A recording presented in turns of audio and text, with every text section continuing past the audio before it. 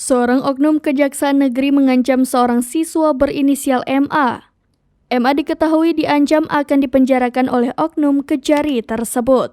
Ancaman oknum Kejari tersebut tak membuat MA tinggal diam begitu saja. MA langsung membuat video pengakuan telah diintimidasi oleh oknum Kejari itu.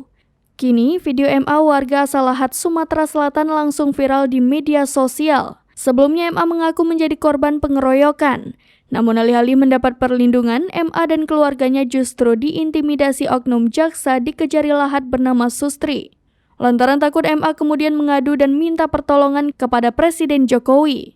Terlihat dalam unggahan Instagramnya @makbar5440, pada Minggu 11 Juni 2023, seorang siswa berinisial MA meminta perlindungan kepada Presiden Joko Widodo lantaran mengaku diintimidasi hingga diancam oleh oknum Kejaksaan Negeri Lahat yang berinisial SD. Siswa SMP ini mengaku sebagai korban pengeroyokan pelaku yang berusia 42 tahun. Namun berkas dan bukti visumnya tidak diterima oleh oknum kejaksaan. Sementara berkas diduga pelaku pengeroyokan justru diterima oleh pihak kejaksaan.